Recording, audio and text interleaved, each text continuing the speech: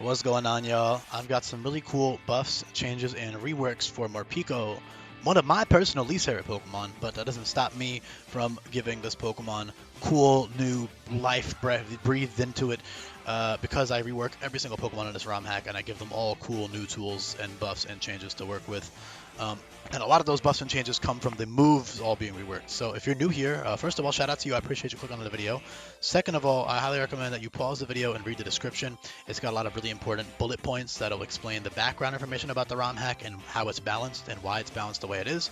And then when you're done with the video, you can check out the Google Sheet, look at the move guide. It's got everything organized into categories. Super important. Give that all a look.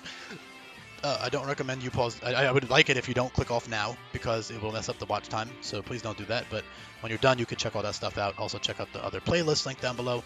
All that fun stuff. Discord server. Check all that out. But yeah, Morpeko. Also, lastly, if you're new here, sorry if you're returning, I appreciate you coming back.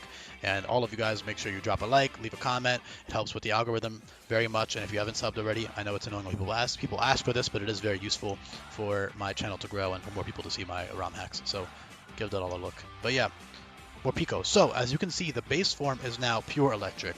And the way that this works now is if you use the ability Hunger Switch, you burn one turn, which is free to do with Fake Out. And then you change to hangry mode and you stay hangry the whole fight. The reason I did that is because it's very inconvenient the way the form change works, and because Protect is limited for player use, and it would be kind of broken on this guy, for example, because of Protect plus cheesing Quick Claw with something that's so fast and the Aura Wheel, whatever. So it is pretty busted on him, although he does have Sash Cheese late game with Super Fang anyway, but that is what it is.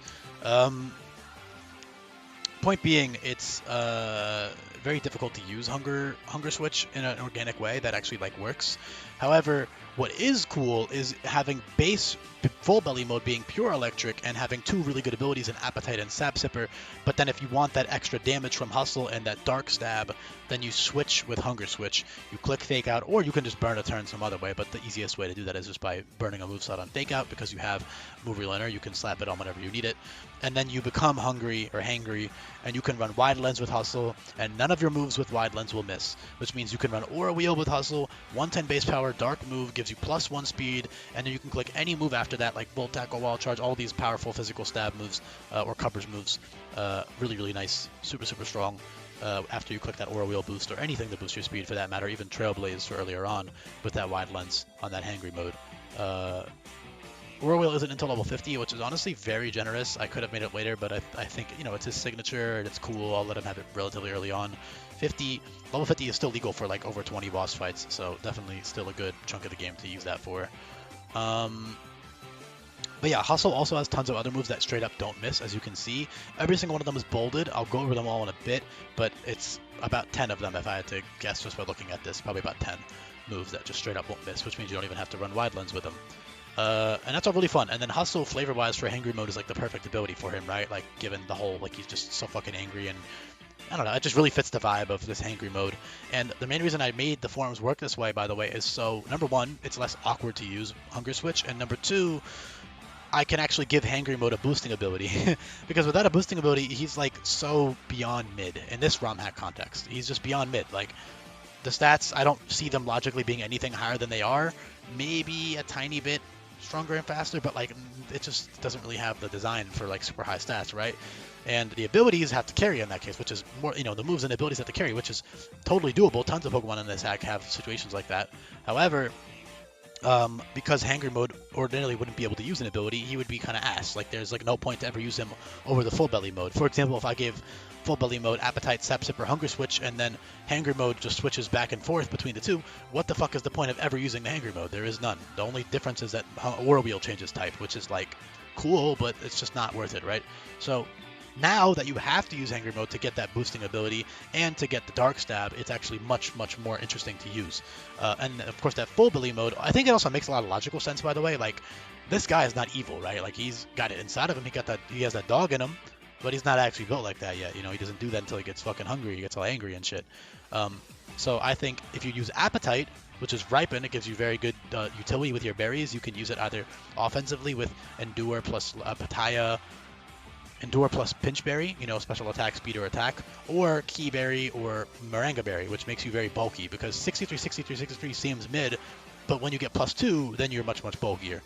You also have a great immunity ability and Sap Sipper, which I chose based on the fact that they are known for eating, I mean, especially berries and stuff, I believe it says, like berries and seeds and shit, right? Yeah, seeds. So the fact that it's eating seeds specifically makes a Sap Sipper really fitting. He also gets stuff like Bullet Seed and Seed Bomb, so I think that's a really cool flavor choice on him. And of course, Pure Electric that's immune to grass is definitely a unique trait there as well.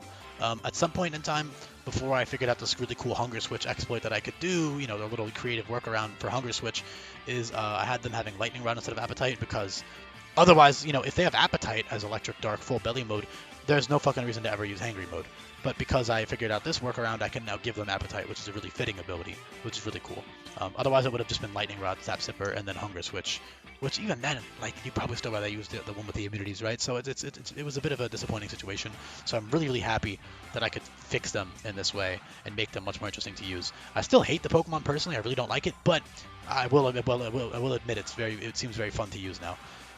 It's got great coverage, which I'll cover in a bit, but other cool stuff with Appetite is like Belch. Belch gives you +1 special attack each time you click it now. And then also Engorge. Engorge is very early on at level 42 on these guys, so you can use that defensively to give you +1 defenses and give you double berry with Appetite. So you can use Engorge plus Appetite, get +2 speed, +1 defenses, or +1 defenses, +1 attack, or whatever you want to do, right, with any berry. So that's very, very fun. I would say a really good way of using it is like Engorge plus Attack Berry plus Aura Wheel or something is pretty damn strong. And again, you have tons of coverage to hit things that don't die to Aura Wheel. Although Aura Wheel is very good, just being a 110 no drawback move. It's very, very, very, very, very good move. And they are a bit more of a mixed attacker too, so they do have some good special options. Like I covered the Belch earlier. I mean, they've got tons of cool special options, like even like Electro Shot, Short Circuit, Zap Cannon, stuff like that. It's all very good. Electro Shot working really well with, I would say, I mean, with boosting your speed in general, like Electro Ball giving you +1 speed in conjunction with Electro Shot giving you +1 special attack with Power Herb, or you could run it in the rain with like Weather Ball and shit, which is kind of cool.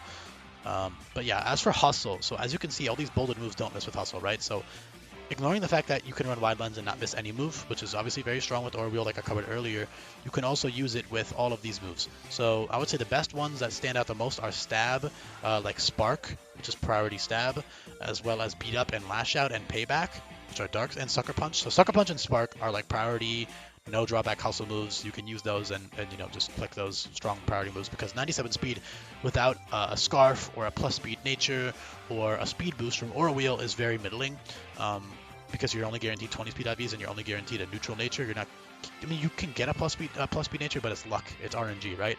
Depending what nature you get. So unless you want to play but giving yourself the optimal nature, but that's not how the game is balanced around, or designed at least.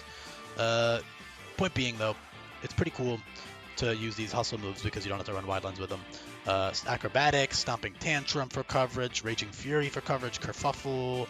Raging Fury and Kerfuffle and Outrage are all Outrage variants, Dragon, Fire, and Fairy versions. So the downside is that they last for 2 to 3 turns, which is a massive, massive, massive downside in an in-game context, but it's still worth experimenting with, at least, I would say, especially if you got like Terra Fire or Terra Fairy or Terra Dragon, then it's incredibly powerful with Hustle, so you might actually be able to get away with being locked in for 2 to 3 turns, but you still have to play carefully with those moves. First Impression is really good because you can fake out or whatever, get your Hunger Switch, switch out, and then switch back in and click First Impression with Hustle. That'd be even sicker if you got Terra Bug. Terra Bug, First Impression, U-Turn, Hustle is sick. Also Lunge, all 3 of those moves don't miss with Hustle, so Terra Bug would be a sick pull. But any Terra type is awesome on this guy, of course. You got tons of cool coverage moves on both sides.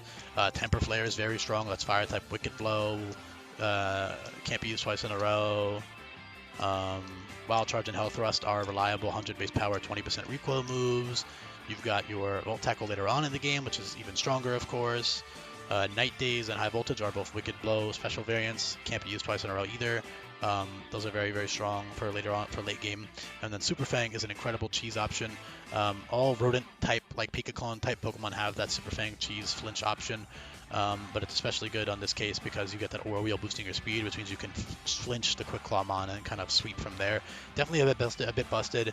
I might have to either rework things at some point in the future, rebalance these types of moves or whatever. We'll have to see as time goes on. But as of now, this is how it works.